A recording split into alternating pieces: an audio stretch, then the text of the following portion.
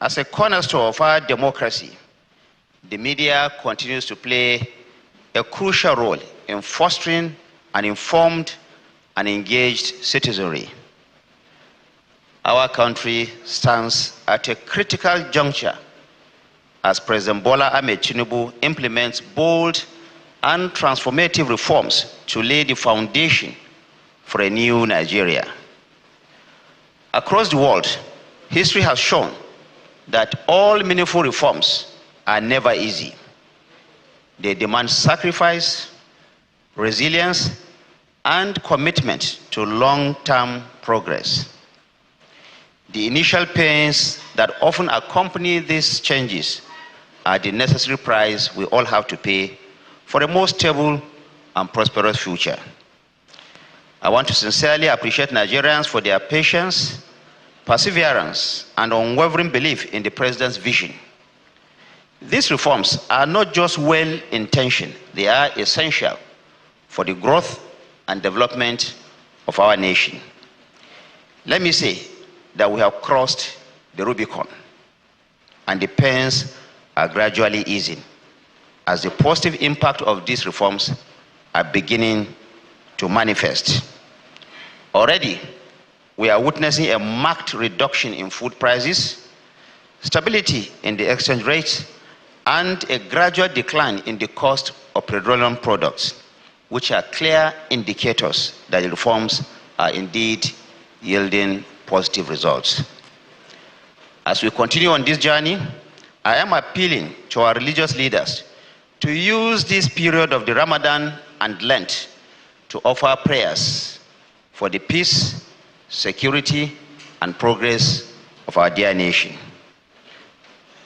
Only last week, at the annual Ramadan lecture organized by the Nigerian Television Authority, the Federal Radio Corporation of Nigeria, and the Voice of Nigeria, I emphasized the vital connection between faith, policies, and governance. A nation thrives when its leaders govern with a sense of divine responsibility. And I assure you that President Bola Ahmed Tinubu leads with the utmost fear of God, guided by the conviction that history will judge his administration favorably. I want to urge all our Muslim and Christian leaders, particularly during this period of Ramadan and the Lent, to continue to pray for Nigeria's success. With unity, faith, and collective effort, we will emerge stronger, more resilient, and positioned for lasting prosperity. Now, let me say that the ground rule for this engagement is that each of the ministers will have a maximum of 30 minutes to speak to you. And then the second minister will also have a maximum of 30 minutes, after which there will be another full hour of interactive engagement with members of the media. It is now my singular honor to invite the Honorable Minister of Education, Dr. Tunji Alausa, to go first. Thank you, ladies and gentlemen.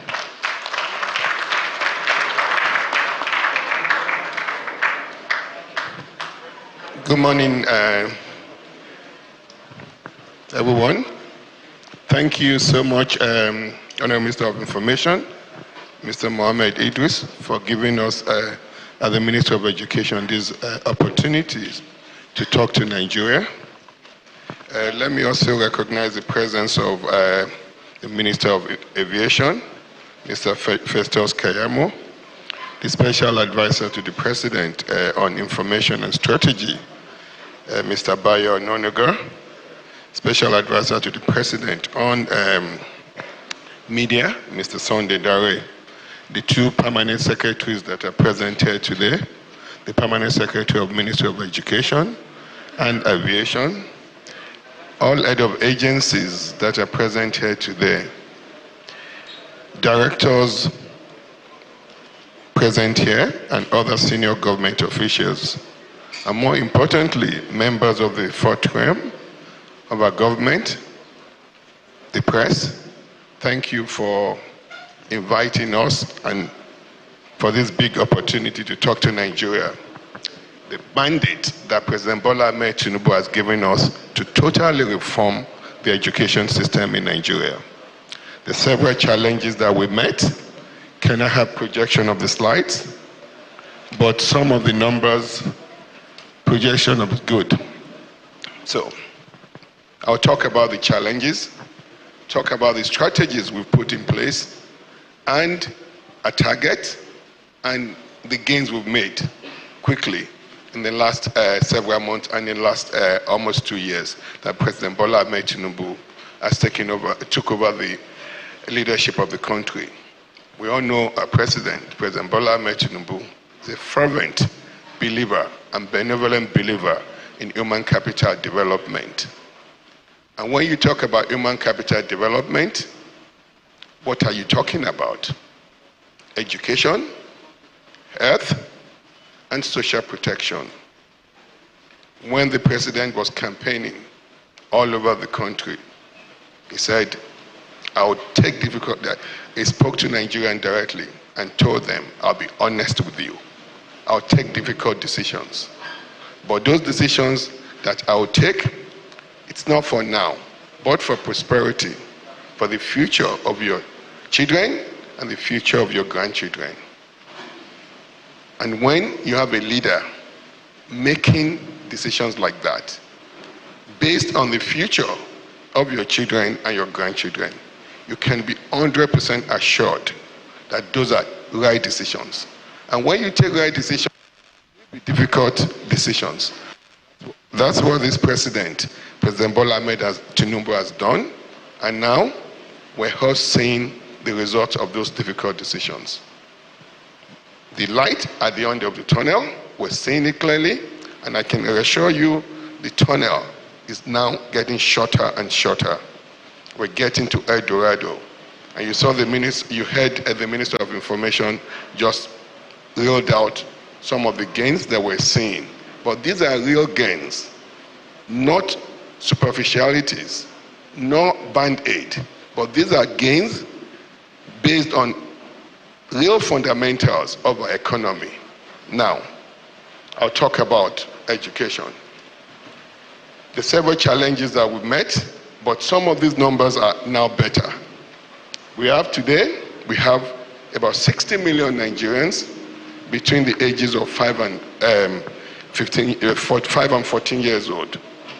Of these 60 million Nigerians, 45 million of them are learning poor. What do I mean by learning poor?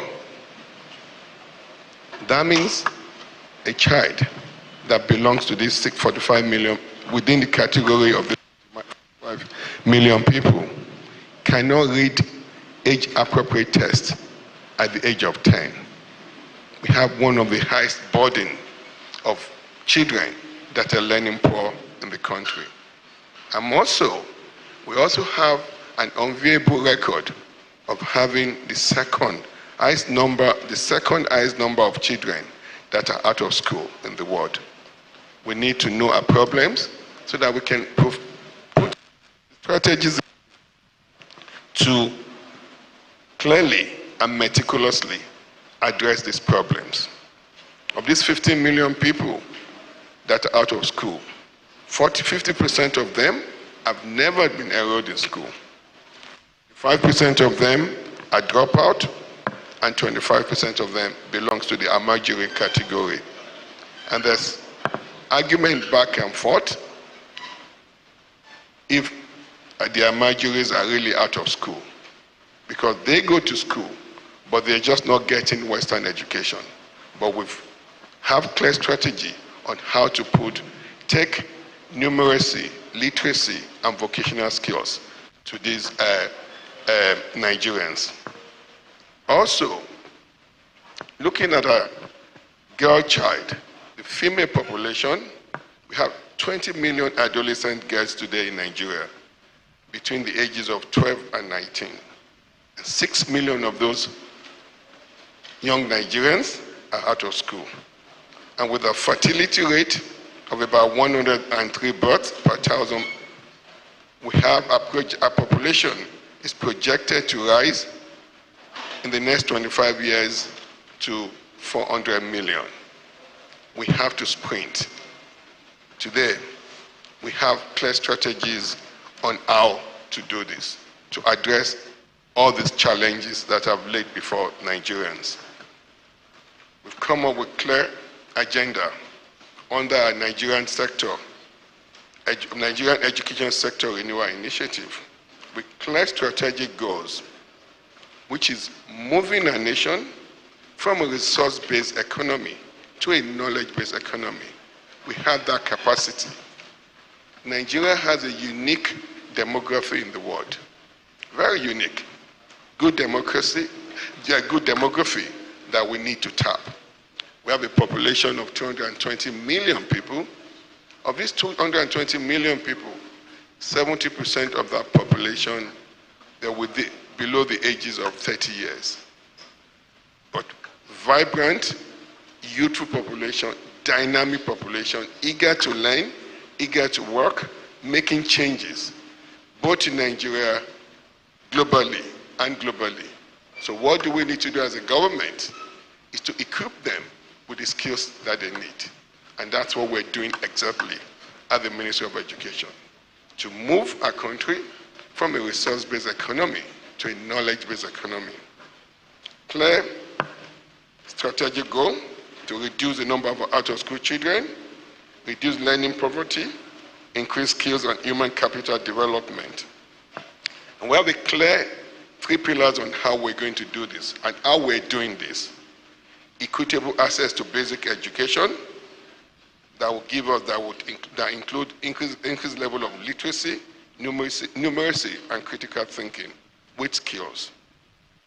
Reducing the burden of our out-of-school children and integrating these kids into formal education, giving them formal education, and beyond formal education, giving them life skills for them to be able to be useful to themselves, to the community they live, to the country, and the world at large. The second pillar, increase quality of education and learning outcomes. I'll go into each of our strategies under each pillars. And the third pillar, strengthen governance and management in our education system. With these clear 3 pillars, we have 3 cross-cutting enablers: data and digitalization. We need data. Without data, you can't really plan. We need data to plan, intervene, and monitor outcomes. We've laid out a clear, robust data and digitalization agenda for our education system. We have inaugurated the Nigerian Education Data Infrastructure Platform. We're working closely with the Ministry of Communication, Digital Economy, as well as NIDA. We have a clear agenda on how we will roll all our education data from the foundational level into one data, going to our secondary school level as well as a tertiary school level. We've also started intense collaboration with our subnational government. We've met with the Nigerian Governors Forum, and we also have a series of meetings that are planned ahead. We've worked to rejuvenate the Commissioner of Education, the State Commissioner of Education Forum. We've met several times. We're queuing them in our agenda as we move along. Also, we're also working, developing renewed partnership with the private sector so that we can all coordinate together, plan together, so that we can all be our interventions will be more impactful. Next slide. So, with us that has been said, we've laid out 6 high priority intervention areas. TVET, technical vocational education, is the bedrock of what we're doing now. We have an expansive agenda to move hundreds of thousands of young Nigerians to give them the life skills that they need. And when we talk about technical and vocational education and training now, it's totally different. It's real technical and vocational training. We will adopt the Pareto rule. 20% didactic and 80% practical trainings. When I say Pareto rule, what is success? Pareto is what is success? 80% policy, and 20% policy and 80% implementation. And that's how we can be successful with this expansive TVET agenda. We have clear 4 steps on how we intend to do this. Step 1, we would incentivize our young citizens, Nigerian, to go to seek technical and vocational skills. We will pay them monthly stipend, pay them accommodation to get to where they're going to get the skills. Step 2, the schools that we've identified, 3 clear areas of training. Number 1, the skill training centers, the vocational enterprise institutes, and the state and federal technical colleges will be the 3 major areas where we will be training these children. We will pay these schools decent tuition fee for each student they train. We want to start a new value chain in a technical and vocational education system. As we pay these schools decent tuition, they'll have more funds to invest in building infrastructures, building workshop, and hiring teachers. It's step 3 of what we're doing. I told you we're focusing on practical training. We've identified the mastercraft persons, the large industries, the medium-sized industries, and the artisans. We will pay these industries, these artisans, per child, per citizen that they train. We will use the dual modality. When these kids enroll in school, dual mode of training, when they enroll in school, they will spend 3 days with ID skill centers at the Mastercraft Person Centers.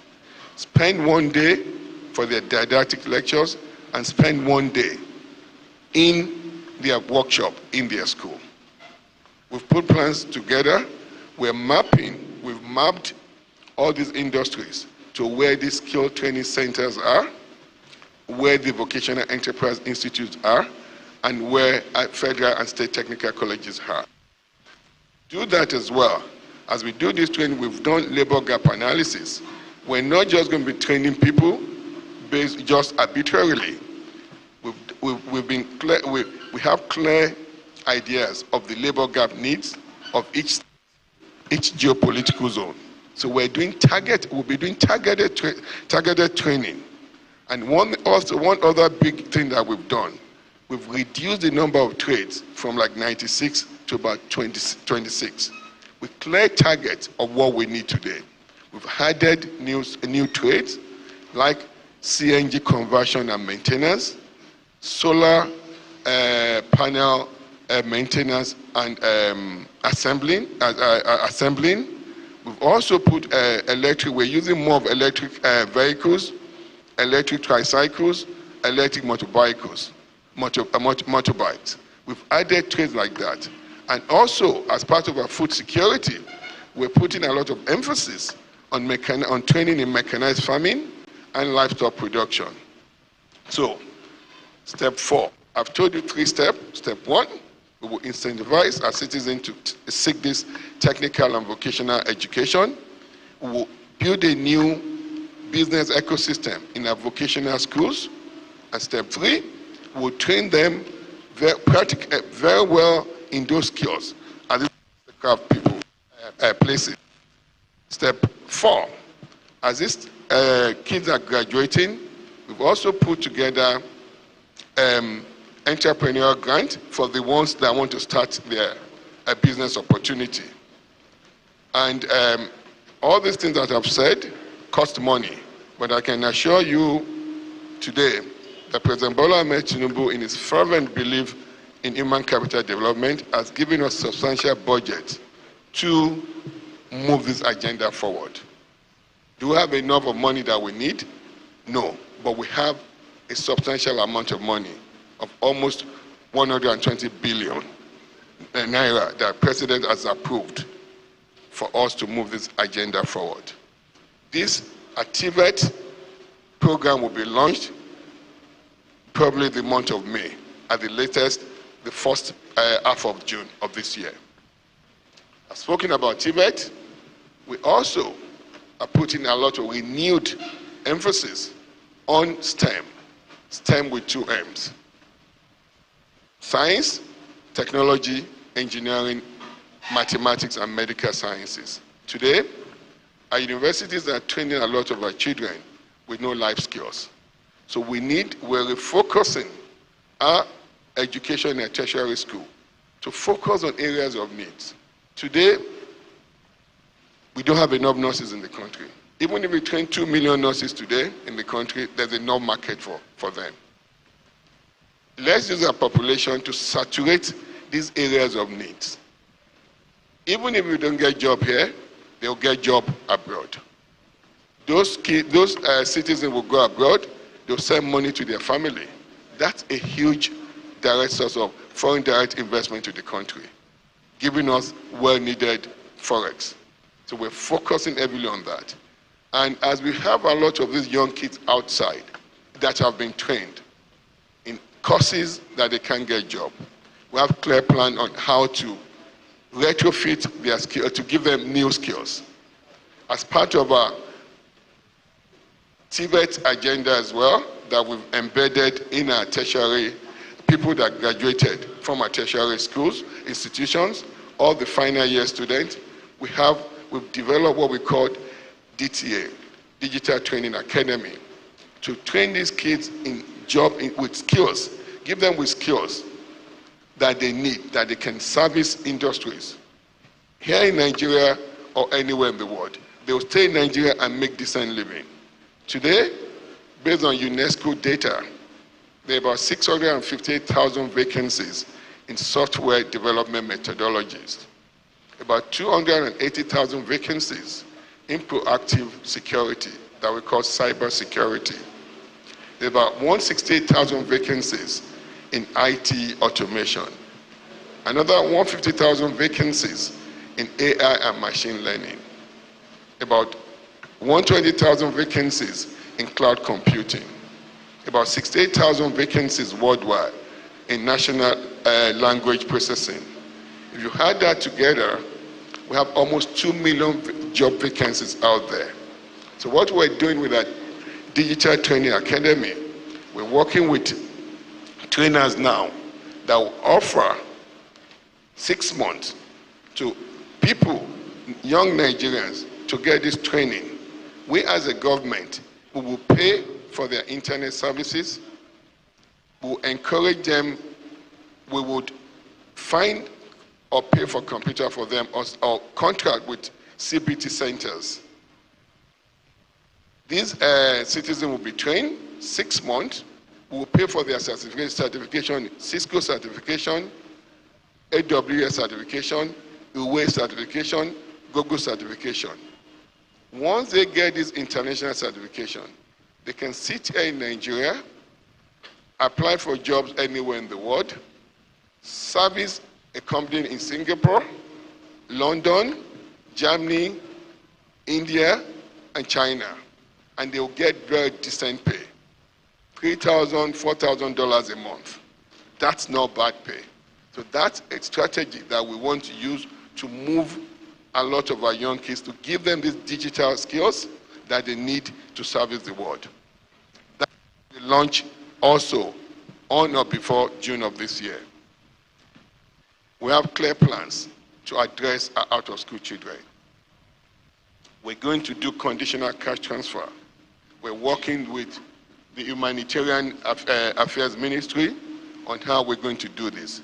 We're trying to plan the process on how this will be done.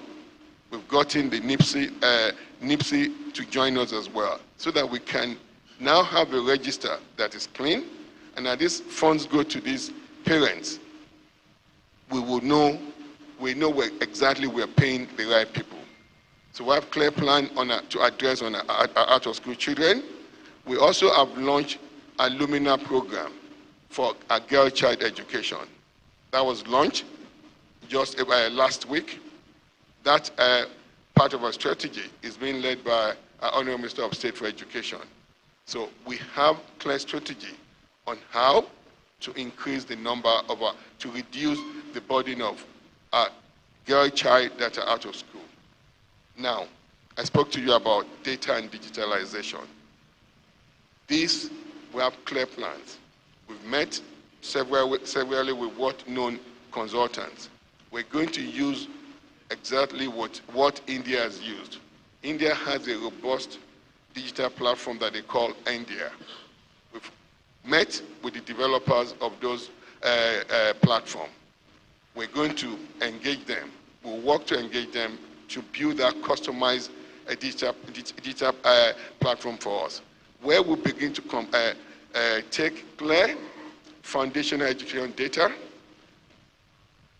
from JAM, from all our universities, all our polytechnics, NECO data, JAM data, everything will be housed in one platform that we call Nigeria Education Data Infrastructure. And we're building this for sustainability. We have clear funding that we'll continue to use to maintain this data platform. Of course, we're focusing heavily on education quality and assurance. We now have a renewed strategies to address, to quality assure the kind of education we're giving our children. And as we give them this education, we also quality assure the teachers that are training our children. So that as we do this, the high level of learning poverty that we have will significantly reduce. Next slide, please. So, what are the performances, performance target? I spoke heavily on the Tibet. We have planned to, between now and 2027, to give 650,000. That's actually conservative estimate. Nigerians, new digital, technical, vocational skills, as well as digital skills, that skills that they will use to start working and start making incomes. With our STEM, we have clear strategy on how we're going to quadruple the number of admissions into a medical school, focusing heavily on medicine, pharmacy, nursing, and dentistry. What we've done now, beyond the usual budgetary allocation to medical schools, Third Fund has been done that all the high impact intervention spending for this 2025 will be directed to 18 identified schools that we've carefully chosen in each of the 6 geopolitical zones. The funding will go to improving student classes, improving infrastructures in their lecture auditoriums, in their lab, and also building hostels. As we do this, we will have clear strategy to expand the capacity of our medical schools. And as we expand the capacity of these medical schools, a major rate limiting step is that they don't have accommodation. Third Fund will also be building accommodation for them in the identified medical school. We're also building simulation labs. We'll be building world-class simulation labs in 6 medical schools across the country. As we build this simulation lab, we can geometrically expand the number of students that we're admitting to our medical schools. With regard to nursing, we would exceed our quadrupling of admission in the next 2 years. We're engaging our National Board for Technical Education, setting up a lot of monotechnics across the country, focusing on nursing and community health.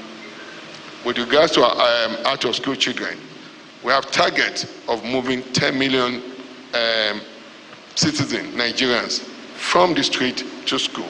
We have clear strategy on how we're going to do that. Today, we're lucky we now have an agency, National Commission for Emergencies and After School Commission. That's been clearly, the law was clearly designed, not just to make policy, but also to operate. So we're moving more resources to these agencies. And also we're collaborating more with our other agencies that are the agencies that have anything to do with out of school.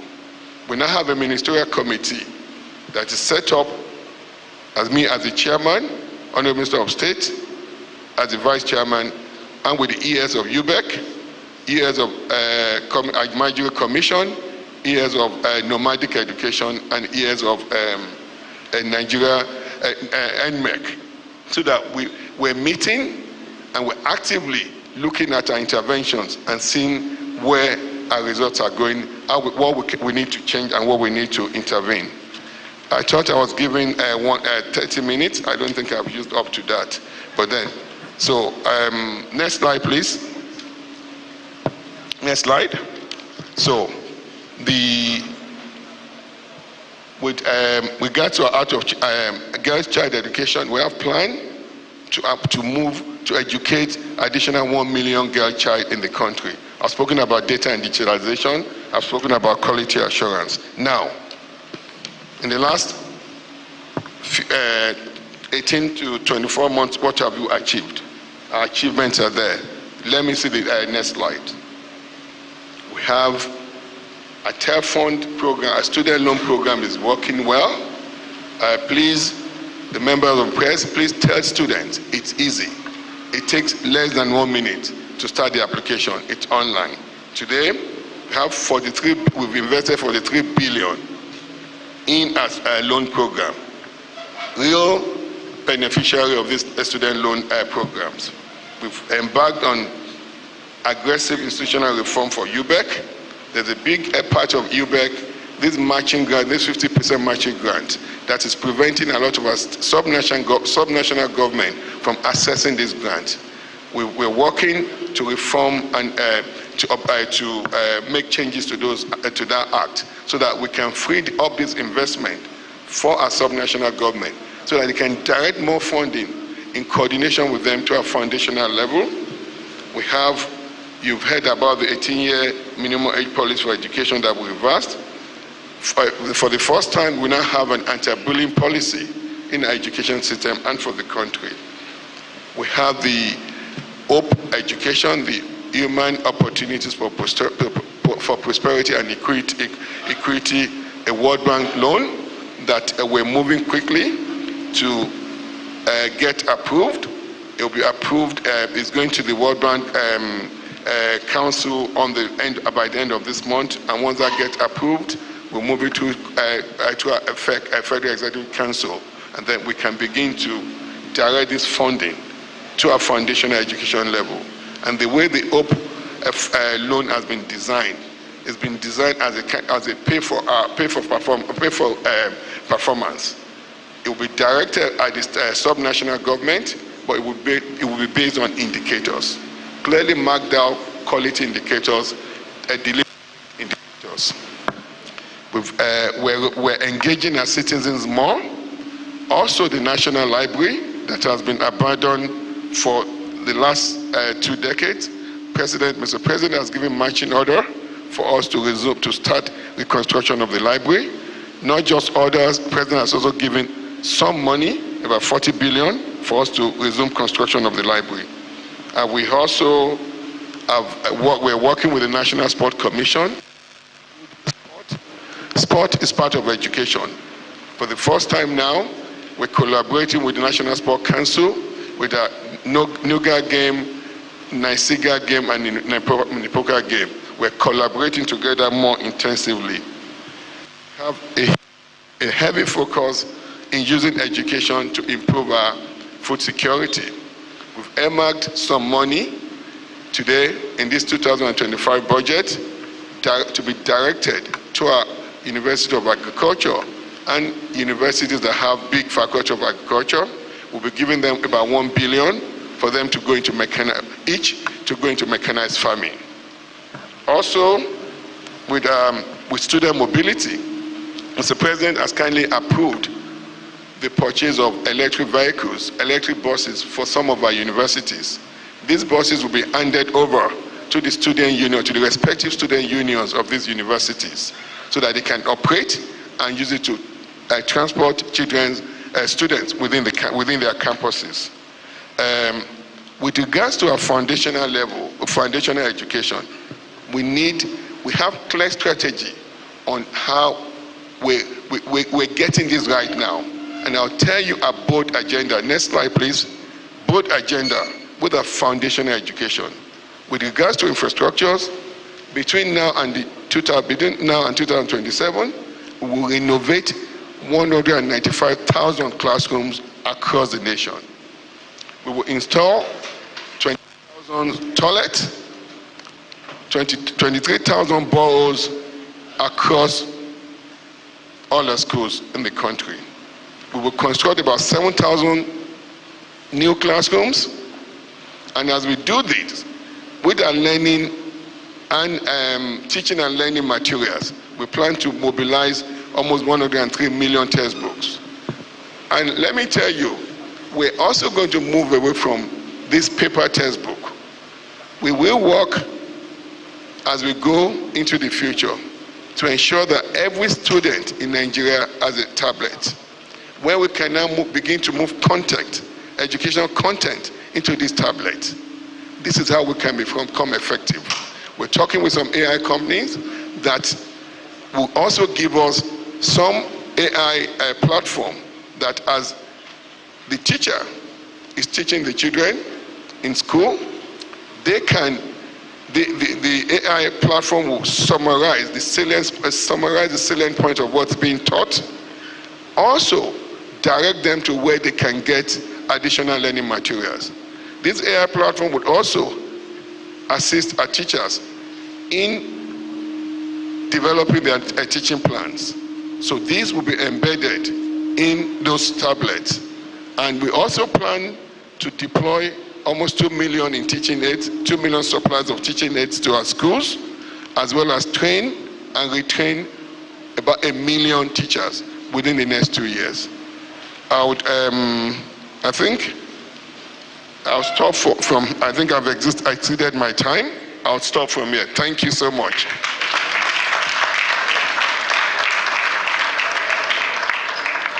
I believe we can make the applause a bit louder for the Honorable Minister.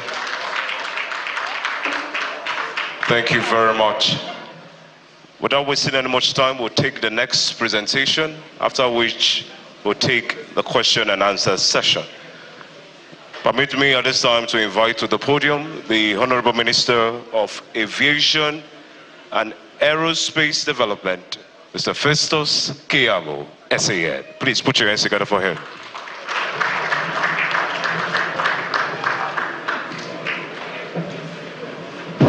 Thank you very much.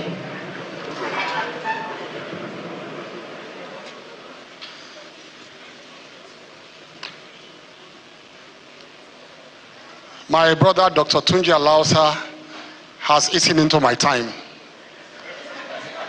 So let me try and engage in some time management here. Before we started, I was to go first. He then appealed that he should go first because education is more important than aviation. So I told you are clapping. I told my permanent secretary to immediately put him on a no-fly list.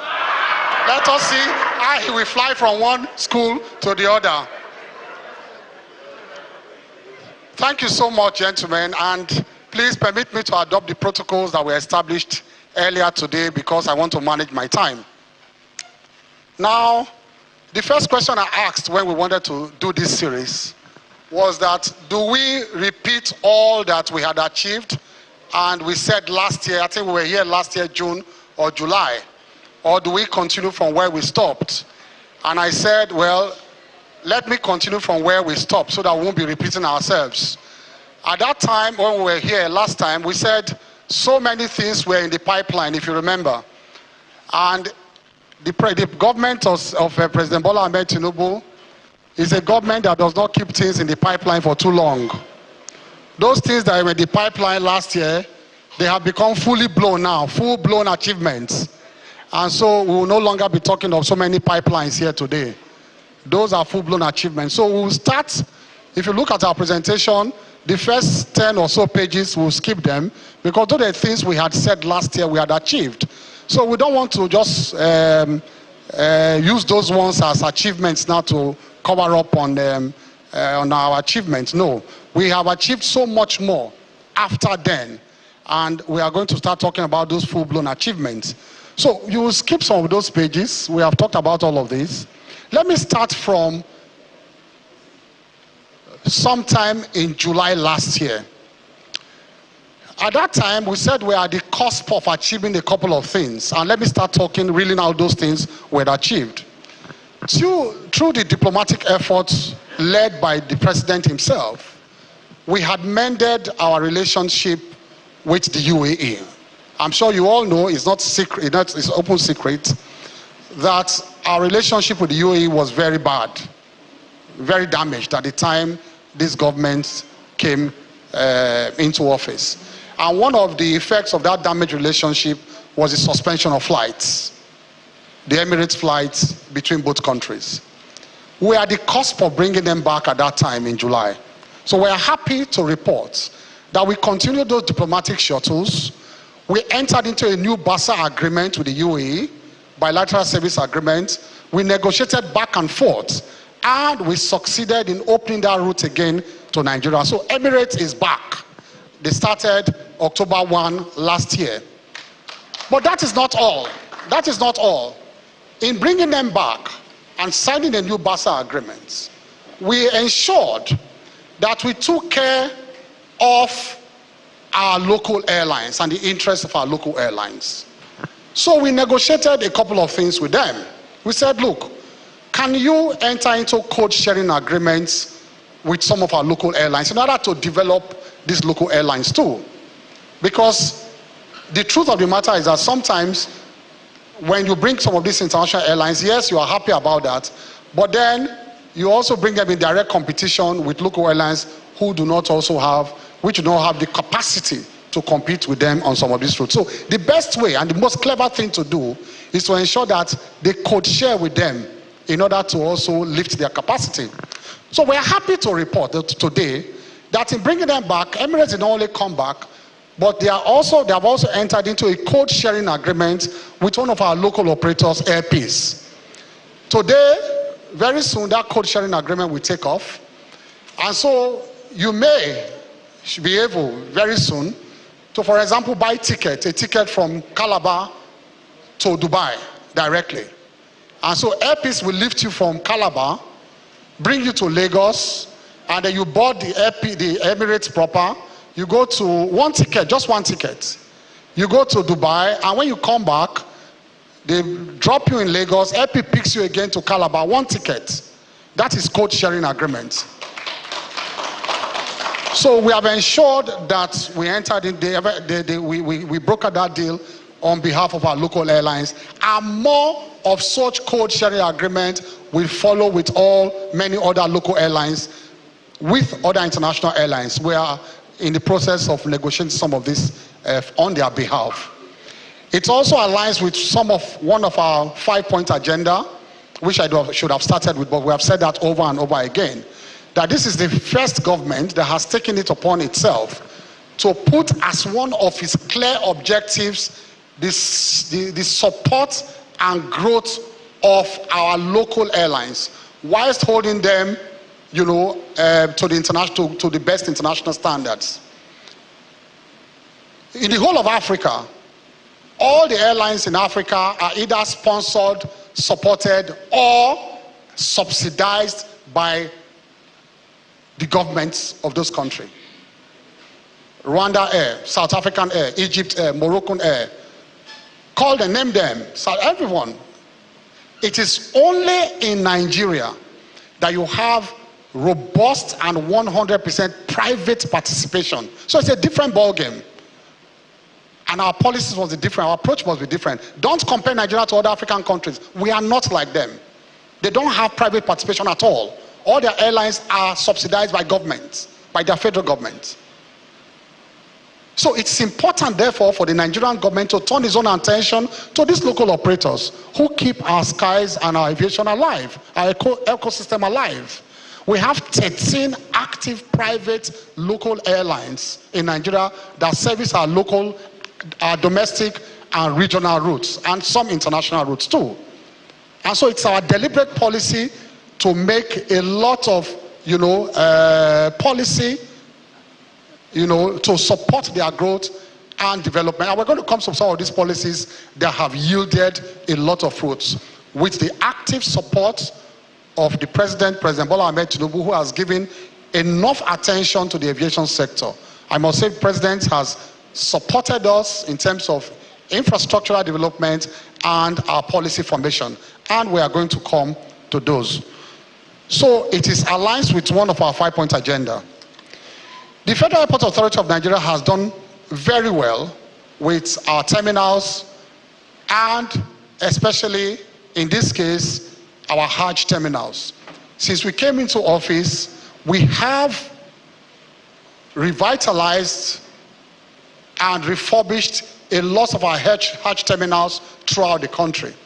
And for our Muslim brothers and sisters, you will notice that last year, because of this, we opened up a lot of Hajj, routes, Hajj terminals again, where we, performed Hajj from last year, many of the terminals, and that as a result of the effort of our Federal Airport Authority of Nigeria. So most of the Hajj terminals are back, and we are going to continue this year, also lifting our pilgrims from even more terminals we have refurbished and rehabilitated this year.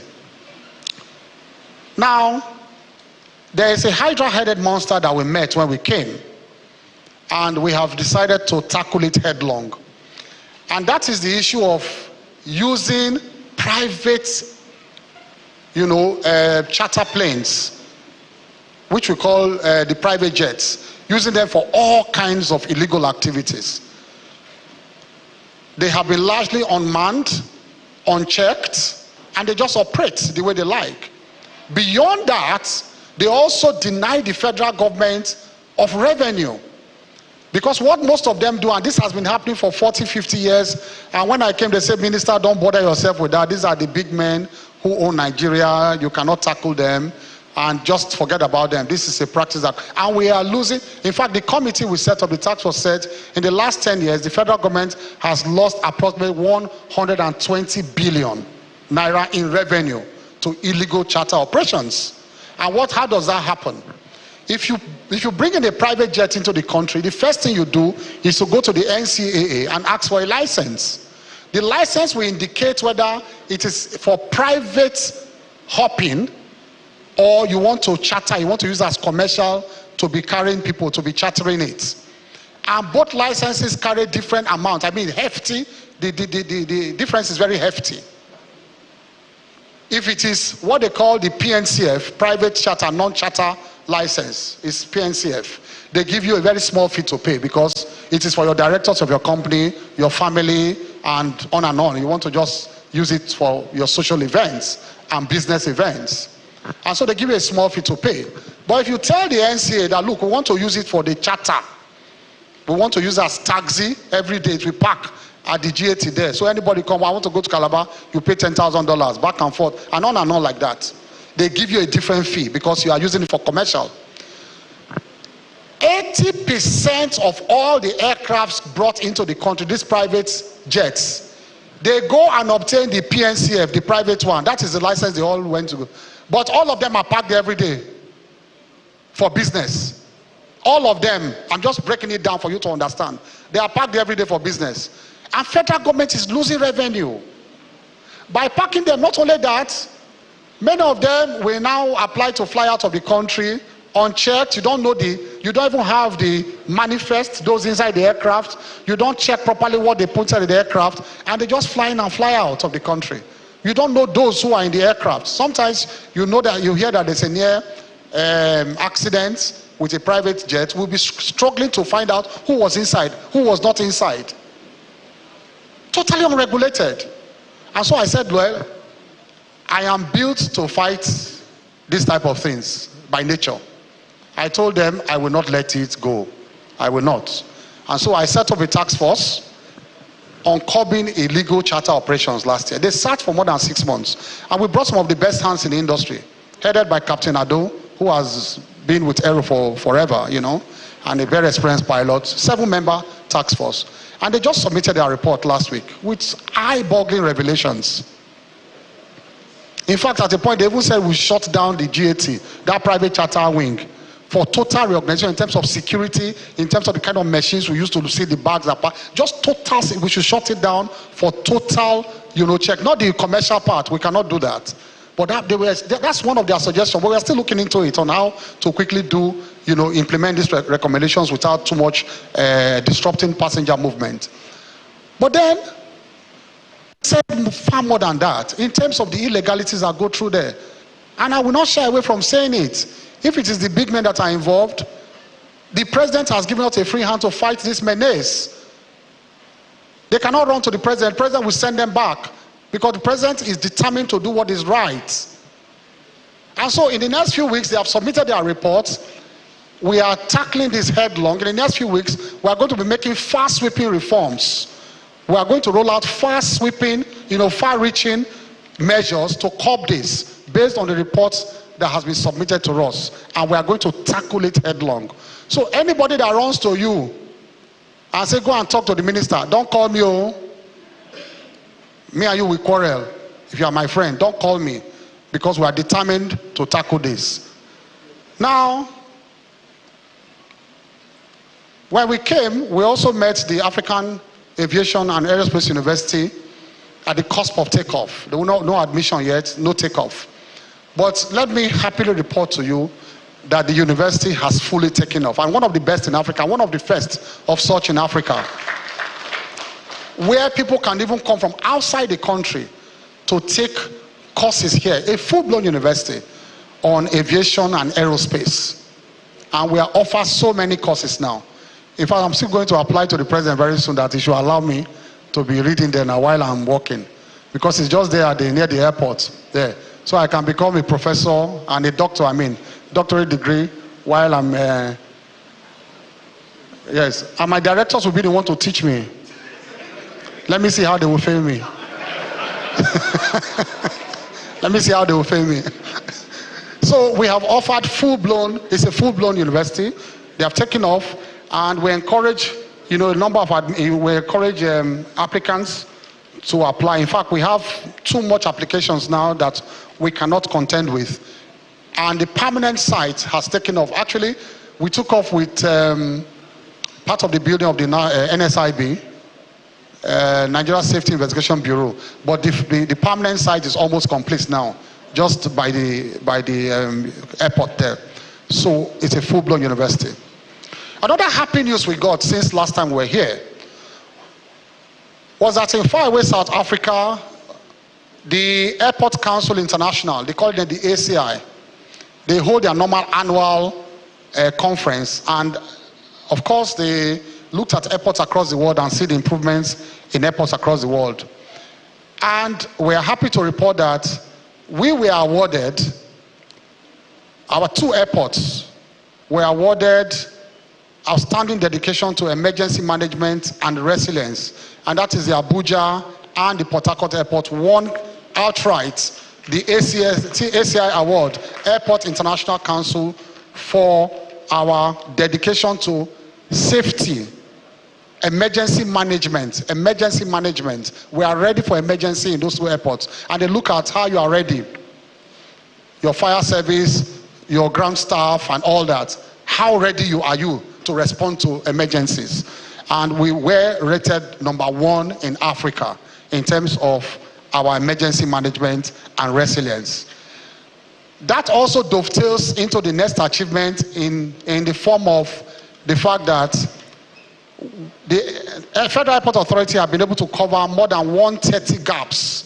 You know, there are so many boxes you tick when you are looking at an airport and how to certify an airport. Okay, so more than 130, so many things you tick. And between the last time and this time, we ticked more than 130 boxes, and that was carried out by the NCAA. The NCAA actually is the regulator. They supervise other agencies in the aviation sector and see how they are meeting up with international standards. We're happy to report that Abuja and Lagos International Airports also achieved what they call the recertification. And in recertifying it, they closed more than 130 gaps, Abuja and Lagos airports. And so there's a lot of improvements in terms of safety and security in those airports. And those are our two major international gateways, including Kano also. Since the last time we were here, we also had to visit Boeing on their invitation, on the invitation of Boeing. Boeing invited Nigeria because they carried out a study in Africa and they said the next big thing in Africa is Nigeria. That's an official study by Boeing. The next destination of business in Nigeria in terms of its potential to expand more than where it is now is actually Nigeria. So Boeing actually invited us. We didn't go and even hustle to be there. They said, please come and visit us in the US. We have a couple of things to discuss with you. So we were in Boeing, and one of the outcomes of that visit was an MOU that we signed with Boeing. The MOU covers a lot of areas of cooperation, some of which have taken off already. Aircraft acquisition, safety practices, and other critical aspects of the aviation industry. We signed an MOU with them. And since then, we just didn't sign an MOU, an unworkable MOU. The pipeline has actually matured, and most of these things have started to yield fruits. Since the MOU, Boeing has been here. It's a very long, set of things we plan to do with them, including an MRO. Eventually, they plan to establish a full-blown MRO in Nigeria, maintenance, repair, and overhaul facility. Now they have taken off. Last year, they were here to train most of the pilots in some of the private airlines. And that's why I said it's one of the policies we have adopted. It's not for the benefit of government itself, but for the benefit of the ecosystem and the private operators, which we have deliberately decided to support. They were here to give them technical support free of charge. The MOU says free of charge, just to support the ecosystem in Nigeria. They've trained a lot of their people, technical pilots, their engineers. They brought their personnel here on their own bill, and remained here for so many weeks and did this training for us. Now, not only that, they were impressed with another thing that we did. Last year, if you remember, we said we were about to sign the practice direction on the Cape Town Convention. It was in the pipeline last year. We had not signed, and we had not seen the effect of that signing.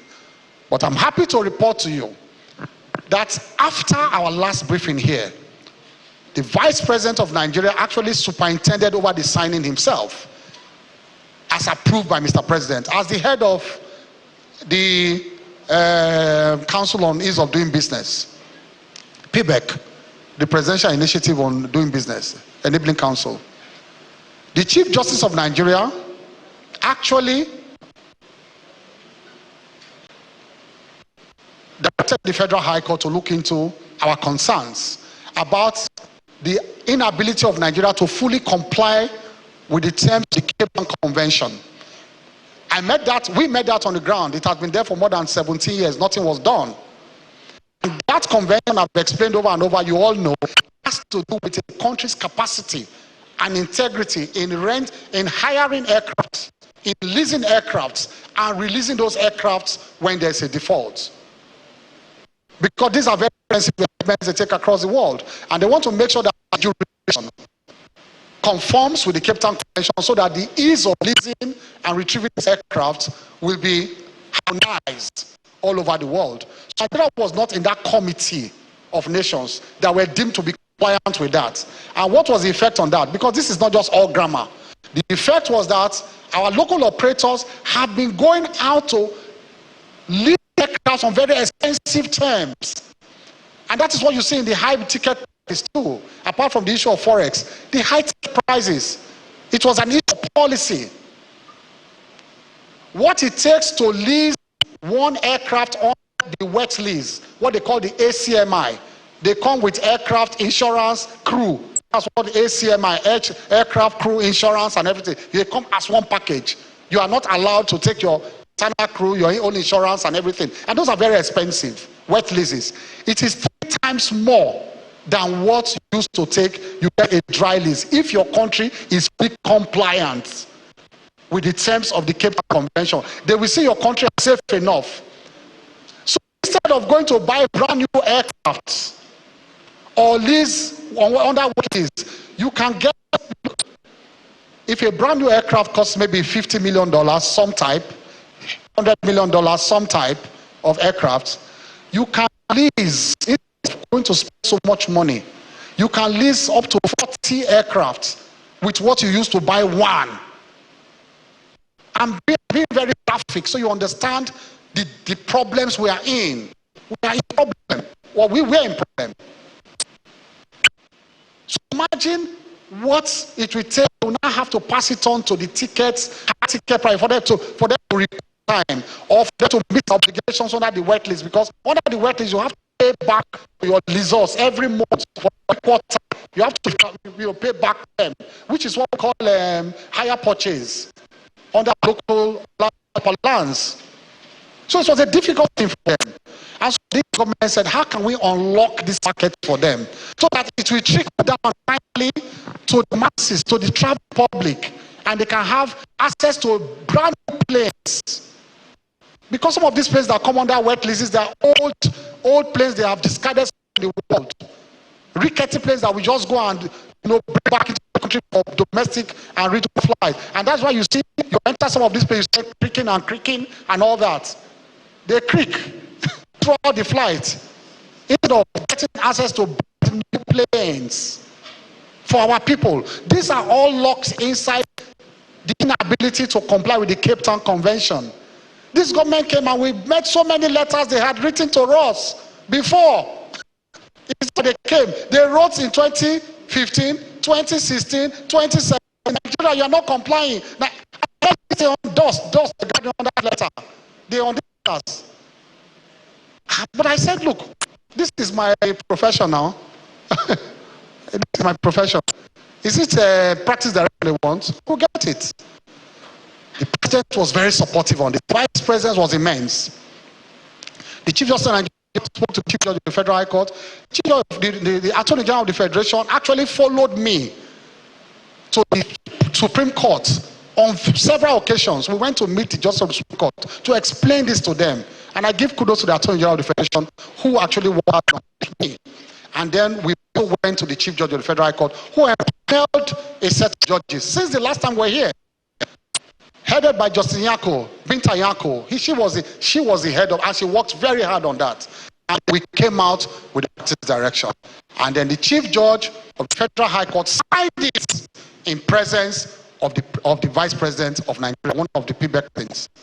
The moment that happened, it sent a signal to the world. It wasn't difficult. They were monitoring us. They were looking at us. In 24 hours, our score went up from 49% to 70.5%. And they published it. The Aviation Working Group in both London and New York. It was a notice.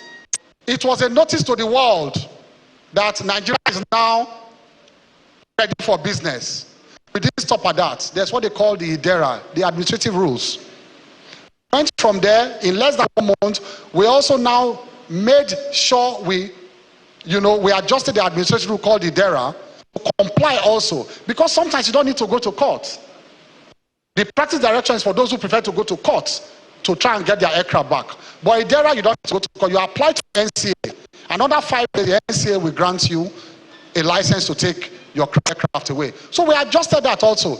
moment we adjusted that, in less than 24 hours, we went up from 70.5 to 75.5 the next day. So Nigeria right now, ladies and gentlemen, we have the highest score in all of Africa in terms of ease of doing business and the leasing of aircraft. Nigeria is number one in Africa. Nigeria is number one. You have to bring me back here again, no? Because you are saying 5 minutes. Because aviation is busting with so many achievements. So we had to go, we are number one in Africa. Now, we all went beyond that. We went policy. We go from the big to small in the aviation industry. We looked at the caterers and we said, they are not making too much business. And so many international aircrafts are coming to lift our people. I was like, why can you make business? You cannot be making business when everybody is coming here. Almost international airlines are coming to lift our passengers, and they are Nigerians lifting. So we said, no, this is Ojoro. This is Ojoro. We said, we won't accept it. When you come here, we made a policy. As from this year, you will patronize the local caterers in our flights. You come with your food, we accept that. But when flying back, we have enough caterers, sky caterers on ground. We are not saying it's Amala. We are saying even if it's continental you want, they can make it. If it's Chinese, they can make it. It's not the one you are flying back in Nigeria, will give you one thing. You won't know what you are eating. Now lie? At times the person goes say, Mr. Man, what do you want? Do you want pepper or parara? You will just say, give me parara. You will not know what you are saying that you bring. Like, you want jollof rice or fried rice, abi? Or hair, or tuwo. Then you know exactly what you are asking for. Not whether you want perere or parara. You just say one. So it's a policy. And so we are monitoring the compliance level. Delta has complied. I think Qatar has complied. A couple of airlines have complied, and we are monitoring compliance. Some have asked for a bit more time to make their contracts with our local caterer. And I said, I will not sign your summer schedule because example with Keyamo it's very simple. Every 3 months or 4 months, you must bring your schedule, whether we have BASA or not. Whether we have BASA or not is irrelevant. You must bring your schedule for the minister to approve. They call it winter schedule, summer schedule, and all that. I told them, if you bring your summer schedule, which is due in April, all your summer schedules, I will ask before I approve your flight, where is your contract? Where is your contract with a local caterer? Bring your contract. I want to see that you have entered into contract with local caterer. For me to approve your summer schedule. If you don't want to fly, don't fly. Aero contractors or with a route. If you stop flying, if you want to fly. I've also operated the Muhammad Buhari airport in Borno State, Maiduguri, to a full-blown international airport. The Northeast have long been cheated. You have international airports in all the other zones. Why not Northeast? Northeast had not one international airport.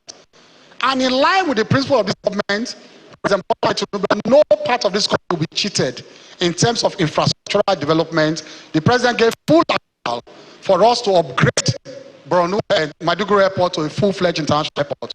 So very soon, operations, international flights will arrive and depart from Maiduguri International Airport. In fact, it is even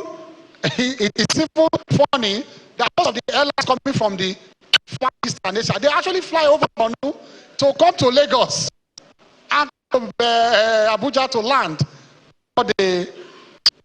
before they can discharge passengers.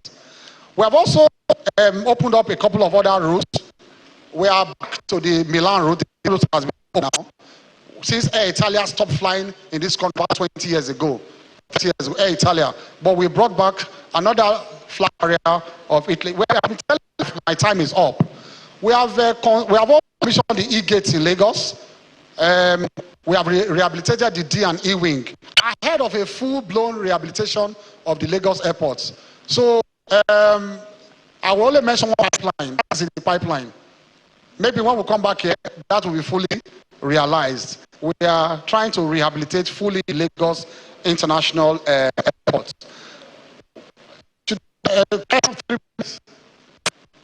So just round off. Now, let me round off now. We also went to Dublin in January with all the stakeholders, including the insurance stakeholders and the bank.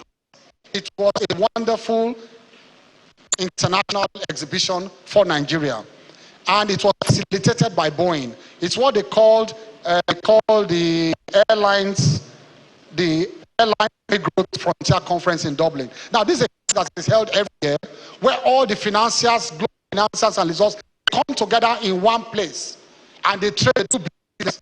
So everybody comes together. Those who want to lease, negotiate. It's a yearly event in the aviation industry globally. But for the first time, Nigeria was officially invited. All the players in Nigeria, because they now felt we were serious enough for us to discuss us. So we went to Dublin, and I can tell you that we were the signature of all eyes in Dublin when we were there in Dublin. Most of our local operators, as I speak with you, they came out with so many deals. And watch out before the end of this year. I'll be back here before the end of this year to give you the good news. They are now taking Nigeria serious, that we are ready for business. We are now fully compliant with Cape Town Convention, and almost the biggest lessors in the world, they began to enter into so many MOUs with our local operators, and we hope that will come to fruition very soon. The last thing I'll mention before I sit down is one more policy initiative. Again, we are pushing it further. We are in the process of pushing the Fly Nigeria Act to the National Assembly. There's a Fly American Act. I think there's a Fly India Act too. Most big countries in the world, they have their acts on Fly the Country Act. What does it say? That for all official trips funded by government, you must first patronize local airlines that fly that route first. If it's only when a local airline is not flying that route, you patronize an international airline. It's going to be a law. We don't know how the National Assembly is going to see it, but it's a policy push from us. It's called the Fly Nigeria Act, and the draft is almost ready to further boost business within the country. The $1 trillion economy the president is after, aviation must contribute its own quota to the $1 trillion economy. So the Fly Nigeria Act is almost ready. We'll take it to FEC, we'll argue it at FEC, we'll take it to the National Assembly to ensure that all local airlines are first patronized on international routes before international airlines. Thank you, and God bless you all. Please, can we make the applause a bit louder for the Honorable Minister? Thank you very much. Honorable Minister, I was given an incredible task of timing the Honorable Minister at the risk of not flying in Nigeria again.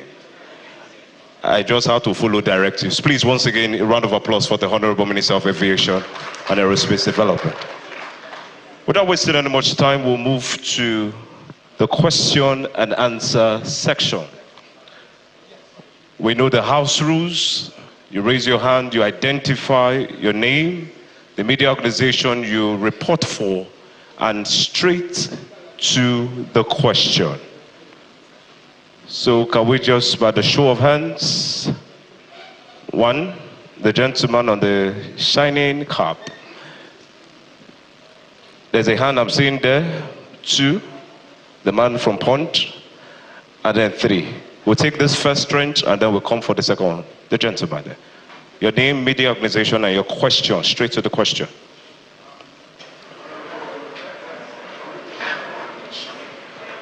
Turn it on. Honorable Minister of Information, I must applaud you. This is a wonderful work you are doing. Please, your name and the media organization. My name is Bob Achanya. I represent Africa Center for Asia plus B Studies. We are a global South-focused organization, and what we are saying here today resonates with what our mandate is, and that's why I'm here. Honorable Minister, applauding you. Let me go straight to the Minister of Education, and I want to thank you for the very exquisite presentation you made. What we want to see is putting all you have done down to action. I think we have been so long in the planning. Of course, you met a lot of challenges as you reeled out. But I think our out-of-school children, particularly the Almajiris, they deserve to have a better treatment now. I know it's not very easy, because when you travel, especially on the road, and you come to certain junctions in this country, and you find these people, you cry. And I want to refer you to the Bangladeshi model of how they treated the Almajiris and the out-of-school children. If you want, I may give you details about that. It's something that is working, and I'm sure you know that Bangladesh is an example, especially to the European countries. Now, having said that, I go to SAN, Festus Keyamo. I must thank you as someone I admire very well. I've been following you over the past 10 years in the last government and in this present government. I think your consistency is what actually puts a lot of people, to follow you. What I've done in the aviation industry is to tell Nigerians that yes, it is possible. Particularly your private sector participation policy there. I think getting the private sector to be involved and then to be added is one very good thing that will stand for you when you leave government. And I want to applaud it. But I mean, to continue in that stride. Now, let's go back to what we are doing. Please, the question. Within the D8 and after and ECOWAS. Nigeria is a big and if you look at what is happening in Europe, the global setting today is telling us that the world order is changing. If you saw what Trump did with the Ukraine and the Russia war, I think we must begin to sit within the G8 to, yes, I'm making a contribution and then it's a little question. So what are you doing? What are you doing in order to create more engagement within the Nigeria and the D8, Nigeria and after, in order to optimize the benefits, just as you are doing for our local businessmen now? I think we need to do more. I would like to know what you are doing in order to create more businesses intra-Africa. When we play it, then it will be possible for us to now expand and go to other parts. Thank you. Thank you very much. Please, let's stick to the rules. Your name. Hello, please let me. Yes, please appeal to gentlemen of the media to let's have one house. Let's be some quiet. We'll be out of this place in another half an hour at most. Please, let's observe some silence so that we can take maximum benefit of this session. Thank you. Thank you, sir. Number 2. Okay, my name is Adilani. I write for The Punch. I have 2-3 questions for the ministers. The first one is to the Education Minister. Of late, there have been conversion of several polytechnics to the universities. And stakeholders are worried because they felt Nigerians actually need more polytechnics and technical vocational institutions. I'd like to know your take on this. The second question is for the Aviation Minister. Nigerians are complaining about the high cost of international flight tickets. What are you doing to address this? Secondly, and the committee you set up on the legal charter, one of the recommendations is the closure of the GAT terminal. We'd like to know what is the alternative. Are you planning, and what is the implication of this? Will Nigeria lose more money, or is there any way to go get around this? Thank you. Thank you. And the third person. Honorable Minister of Education, good afternoon, sir. My name is Yakin Akinwale. I work with the Cable Online newspaper. Since the adoption of Chibok schoolgirls, schools in Nigeria, public and private, have become soft target for terrorists. Then the federal government initiated the Safe School Initiative. Honorable Minister, what is the status of the initiative? And also, you talk about we not seeing Almajiri students, pupils, as not being out of school. I recollect that the former President Goodluck Jonathan constructed some Almajiri schools. What is the status of these schools? All right, thank you. Honorable Ministers, you may wish to respond to these questions. Thank you. 3 questions. With regards to the Amajiri that you said, I'll take question 1 and question 3 together because they're linked. What we're doing differently with the Amajiris now, we've had programs before that just brought numeracy and literacy to these schools. We're adding vocational education to the Amajiri. We've done a clear mappings of these Amajiris, and we're also including the Shangaya school and the other Quranic school.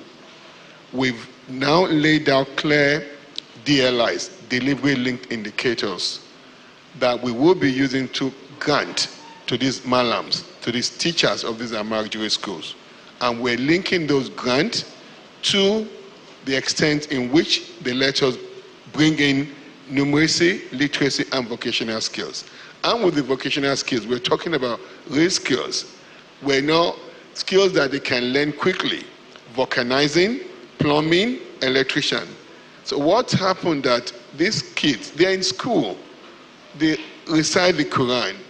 After that, they go probably walk on the street. 2 things are causing that. The malams that are teaching them, they need financial support. By the time government start giving this financial support, those kids will not go out. And it's also linked to what's causing the migration. If you look at these Amajiris, we've done a mapping, clear mapping. Over 90% of those kids are coming from the rural areas, because those parents don't have money to feed those kids. So that's why they send them to the urban areas to be trained on how to recite, memorize the Quran, and other training. We're also going to the source of the problems. We're designing some conditional transfer. That's why this school feeding is really key to us. An Illumina program on girl child education. By the time we go right into the communities, we're helping the mothers with conditional cash transfers that is linked to their children going to school. We will monitor the percentage, the attendance percentage. If they don't meet over 75% attendance in school, they won't get those grants.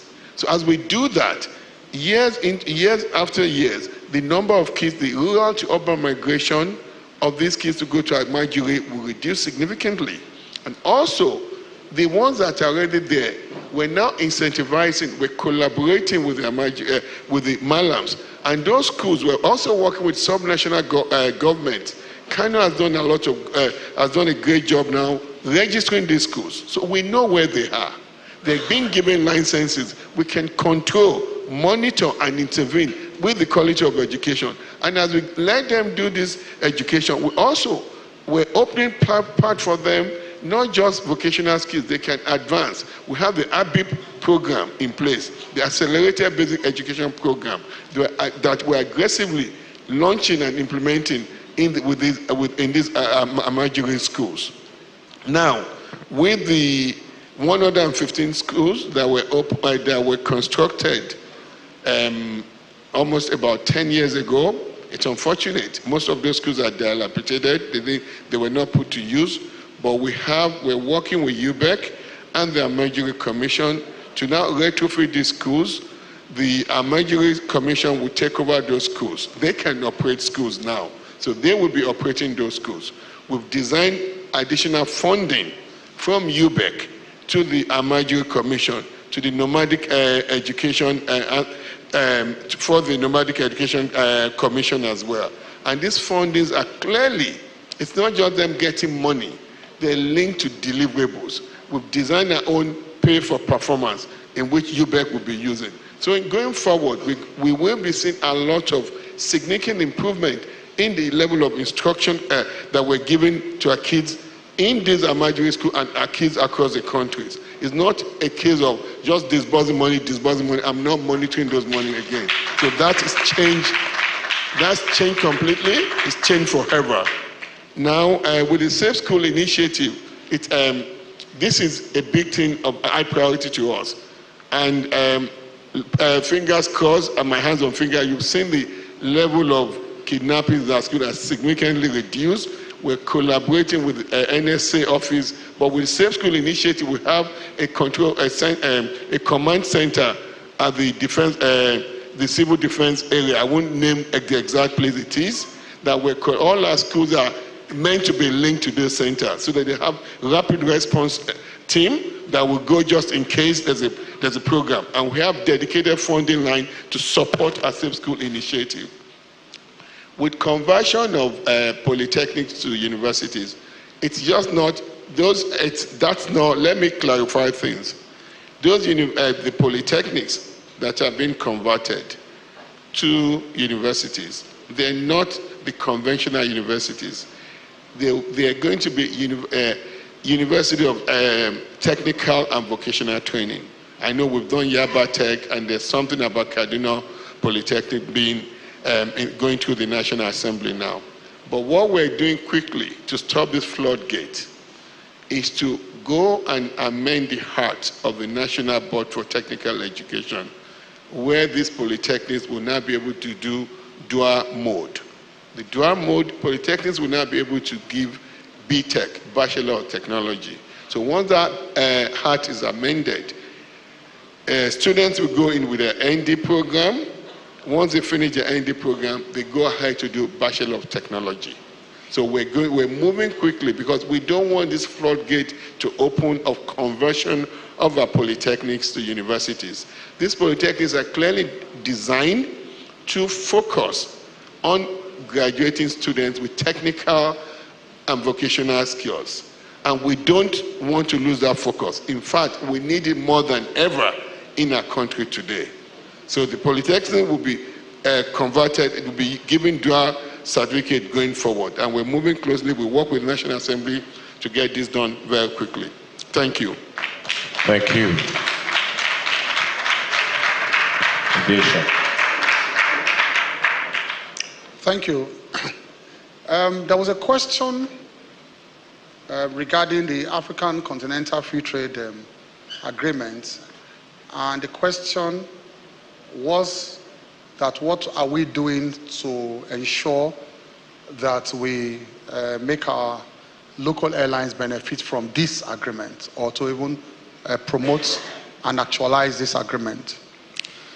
Now, there is what we call the Single African Air Transport Market, SATAM. We call it SATAM in the aviation ecosystem of Africa. It's a major policy that has been adopted in African aviation to promote a single sky for the whole of Africa.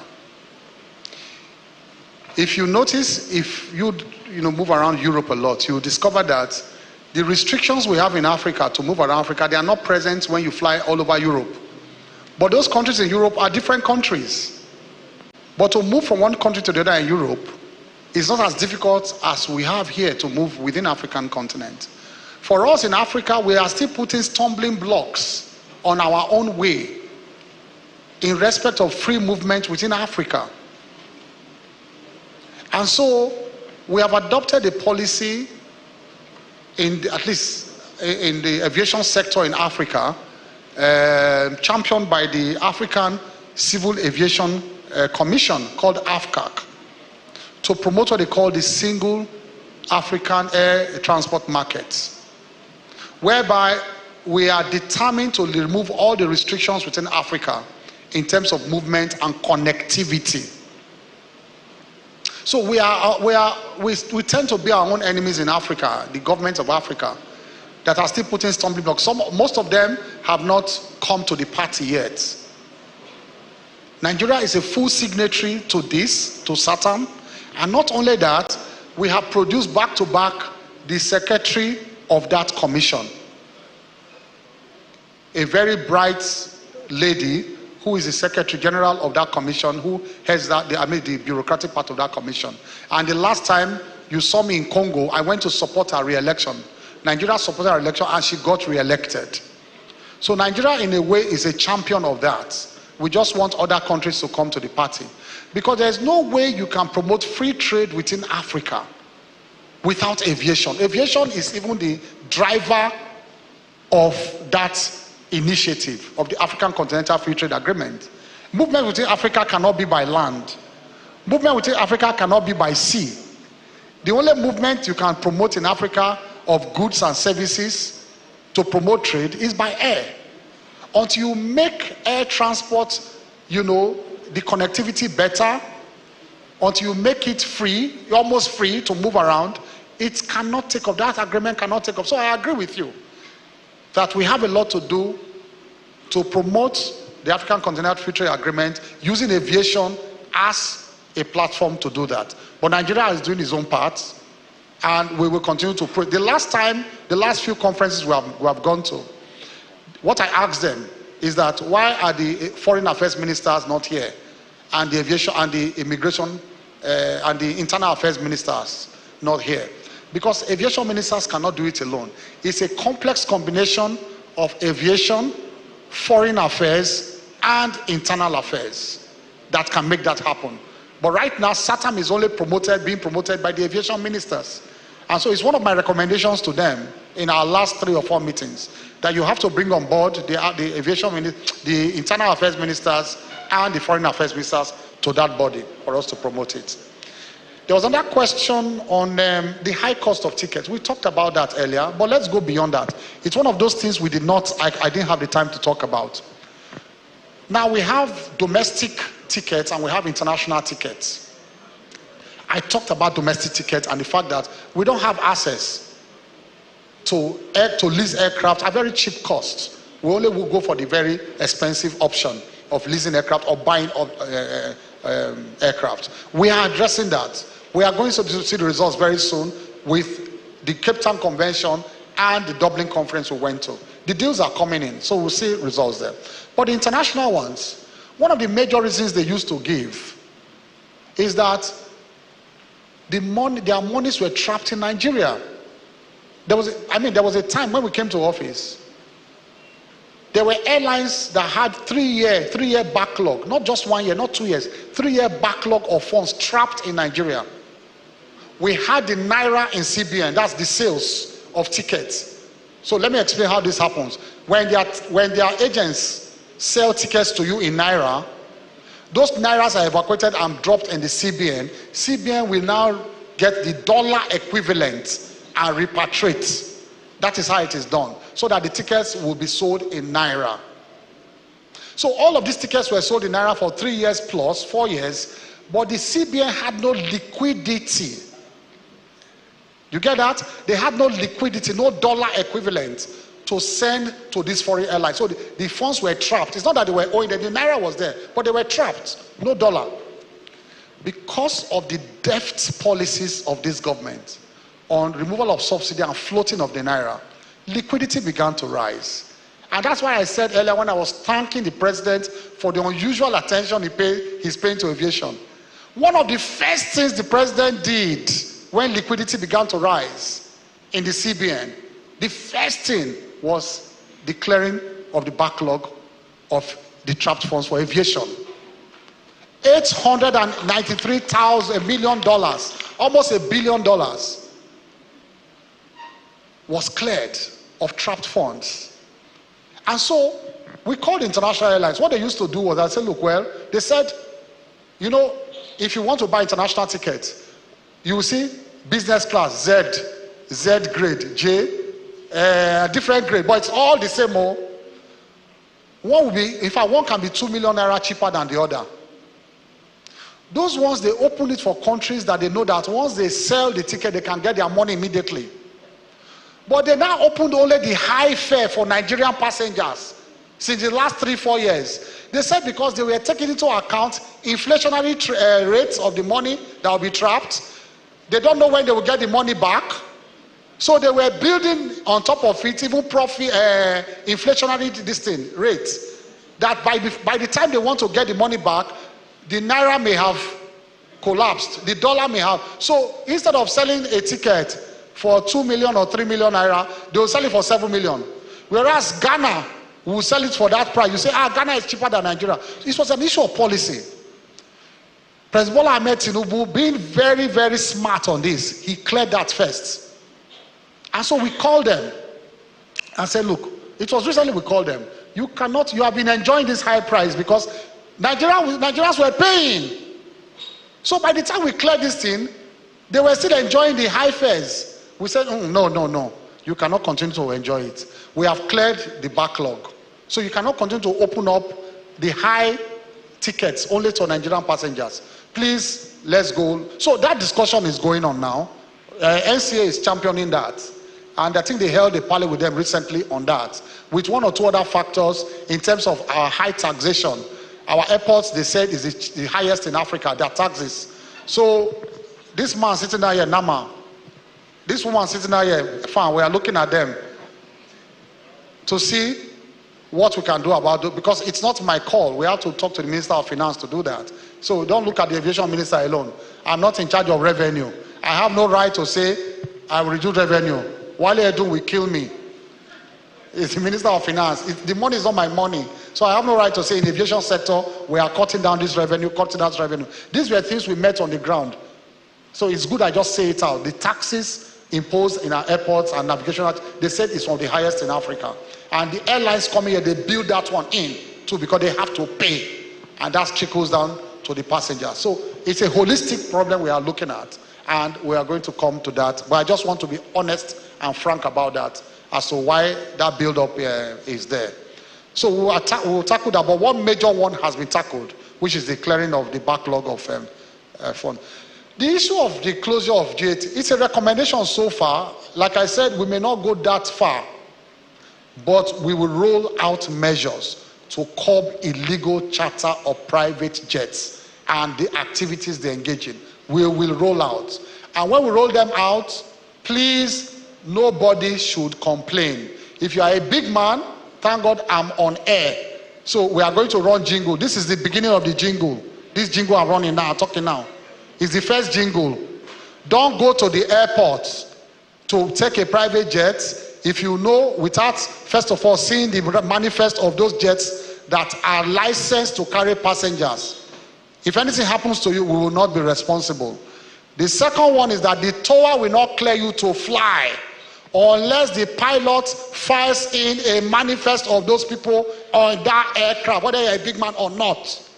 Whether you're a big man or not, tower will not clear you to take off. I'm just giving you expo. Is expo? We are rolling out many, but these are some of the expo. They will not. They will ground the aircraft until you file a flight plan with the passengers in that aircraft and their ID card. They must. Why will you, poor people or normal people, you want to board commercial? They'll say, where is your ID card compared to your ticket? ID card compared. Are the big men better than us? Me and you. Yeah, the big man. Are the big men better than me and you? They must also bring their ID cards. They must bring their ID card, like all of us will bring it to. Thank you. Thank you very much, Honorable Minister. For the sake of time, we'll just take 2 more questions. I think I've entertained the men, since it's International Women's Month. I will go to the women. So the lady in orange and the lady behind her. Thank you. Okay, good afternoon. My name is Deborah Kolawole from the Punch newspapers in Abuja. So my question is for the Honorable Minister of Education and Skills Development. I call him the Minister of Skills Development.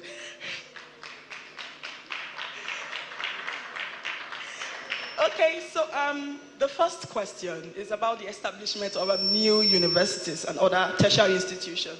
So oftentimes in the past, whenever new institutions are established, some of them face challenges of not, accessing their takeoff grants on time. Then, sir, I also want to ask, are there plans to, ensure that there is an increase in the education tax that goes into TED Fund, so that TED Fund is not overburdened as a result of the establishment of these new universities and other institutions? Then my second question, sir, you spoke a lot on, the training of teachers. I know that UBEC, NSEC, and even the TRC and has been doing a lot when it comes to the training of teachers.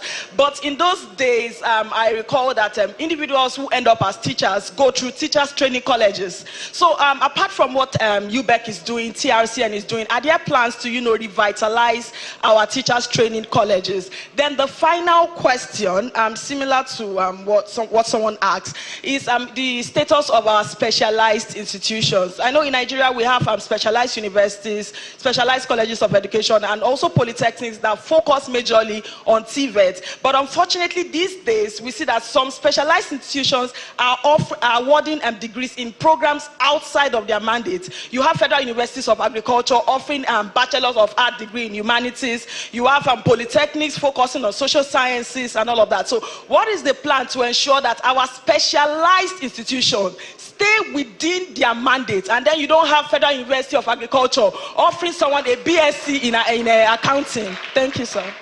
Thank you. The lady behind her. Thank you. Good afternoon, honorable ministers. My name is Comfort Olayinka. I report for a Quad blog. My question goes to the Minister of Aviation. So I want to ask what you're doing to address the delays by our local airlines. And we understand that what's it called? We understand that there are policies put in place to address them, but everything has continued the way it was. So what are you doing to address this issue? Thank you. All right, that will be all for this. Thank you. Minister. Thank you, Deborah. With regards to the new universities, I agree with you. Everything you've said. We have too many universities coming up on board, more so at the federal government level. And I want to use this opportunity to talk to our legislators, members of the National Assemblies. Please, we need to stop this floodgate. There's so much pressure on the president. We have to at least be sensitive to him as well. They're passing a lot of bills. Today, I can tell you there are almost 200 bills in the National Assembly for new universities to open. We can't continue this. Even the ones we don't have enough infrastructures there. The capacity for our university to admit, it's not there. What we need to do now is to rebuild the capacities to ensure that we can offer more viable courses to our citizens. Today, if you care to know, we have about 64 federal universities, 68 private universities, state universities, and 138 private universities. If you put the entire enrollment together, the 138 private universities account for just about 7.5% of total undergraduate enrollment. I'll tell you in a minute what we've done with that. Even in our 64 federal universities, the total number of undergraduate enrollment today is just about 875,000, which is abysmally low. We have universities with less than 1,000 students, undergraduate students, and there's this intense clamor for more universities to be open. We have to stop that. We have clear plan. The president has given tentative approval. We're working on the document on the FEC memo to address that. Now, because you're talking about inadequate takeoff grant, those takeoff grant is the third front takeoff grant is dependent on the numbers of federal and state universities that we have. The grant amount is the numerator, and the number of universities is the denominator. As the denominator increases, the X number, which is equal to the grant, reduces. And that's why we have to stop this deluge of just opening universities. We know, I understand the sentiment of our legislators. They want to show that they're working. We know they're working. But then we have enough access. We have enough opportunities out there for students to go to universities. What we now need to do is now to begin to mobilize more resources to develop infrastructures, build engineering workshops, build laboratories in these universities, recruit international standard teachers so that we can begin to now get these universities to deliver high quality of education that we've been known for as a country. With regards to the education tax, I think TED Fund is reasonably funded now. You must have heard some information with the new tax bill about TED Fund being sunsetting of TED Fund by the year 2030. In 4 years from now, 2030, as well as NIGDA and NASENI. We've worked with the Tax Reform Council Committee. We've worked with the National Assembly. I can report to you now that's not going to be the case. TED Fund will continue into eternity.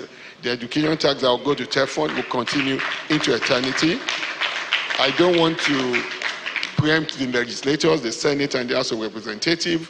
They're working through the various amendments to the tax bill, but by the time the final document is passed, TED Fund, the educational tax money to TED Fund will be protected, even to NIGDA and NASENI as well. And I can assure you that with the new development tax levy, the percentage has been increased. But I can tell you it's still discussions that is going to the National Assembly. So that addresses that part of your question. With regards to the specialized institutions, I share your sentiment exactly.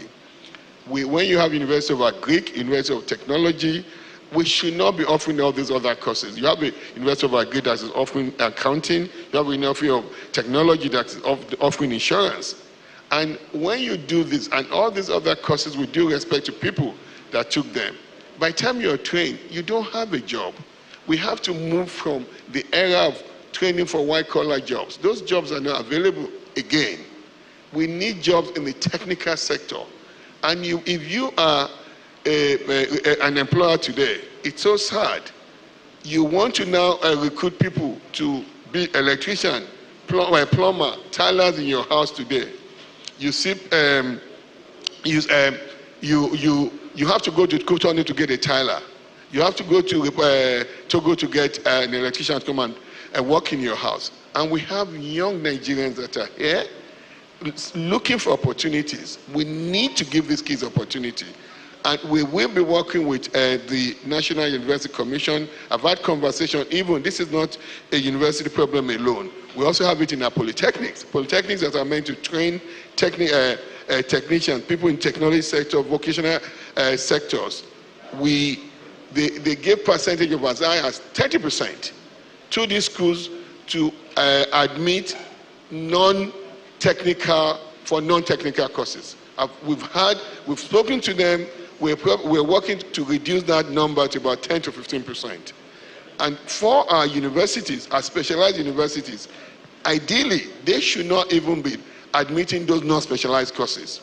I know Nigerians want to go there. Nigerians that want those courses, but we will make those available in our other conventional universities. And as we do this, I also talked to you about the President Bola Ahmed Tinubu strategy, agenda to meet President Bola Ahmed Tinubu mandate to move to reduce the burden of our out-of-school children. You heard my presentation. Our clear plan on how to move 10 million children out of school back into school. And as we do this, we also have to create opportunities for them in a tertiary education as well. So we have clear plan on that. With the teacher retraining that you spoke about, yes, you're correct. How do we revitalize a teacher's training? Now, the curriculum for teachers training has been revised within the context of the National College of Education and a Federal University of Specialized University of Federal University of Education. The National Council and the National Commission for College of Education has worked so hard to revise those curriculum, to focus a lot on pedagogy and all the teaching skills that these teachers need to know. We're also using a lot of technology to retrain these teachers.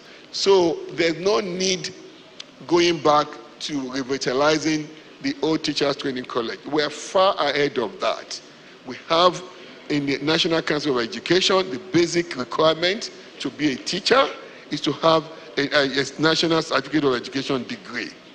And we've infused a significant improvement in their curriculum to train them well. We have teaching labs that's been built in colleges of education so that these students can have real education, real training in the way they teach.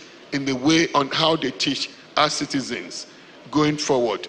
And we also have the Teacher Registration Council. We're making that being revitalized as well as part of our DLIs that we're building in UBEC, delivery linked indicators that we're building in our UBEC formula.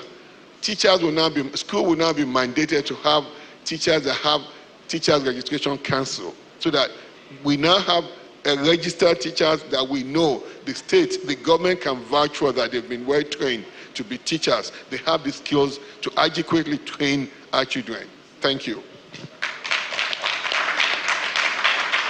Yeah. Thank you very much. We've been here in the last 2 hours. The network channels will soon cut us off. The agreements we have with them is for 2 hours, and we started at 11 on the dot. We want to thank NTA, we want to thank FRCN, Channels Television, AIT, Arise, TVC, and which other one? All the other ones doing live streaming. Radio Nigeria. Even though we paid for it, but we still have to thank you for connecting. Let me also seize this opportunity to let you know that the Federal Ministry of Information and National Orientation is also presenting to the public. Every month we have what we call the FGN Connect. This is also on the social media. It is on Facebook and all the social media platforms every month. So if you want to get accurate, correct information about government programs and activities, please grab a copy of this or go to the social media platforms and you will have it. Let me sincerely thank the Honorable Minister of Education, Dr. Alausa, for those revealing discussions. The Honorable Minister of Aviation, always nice talking to the media. And the Permanent Secretary, the Special Advisor to the President, Mr. Bayo and Mr. Sunday Dari, and the Permanent Secretaries here, the heads of agencies. Thank you, all of you, for coming. Keep a date with us again. We'll continue to inform you. We'll continue to bring ministers here to have conversations with you so that there will be no room for rumor again. Thank you very much, and God bless. All right, thank you. May we please rise as we take the national anthem.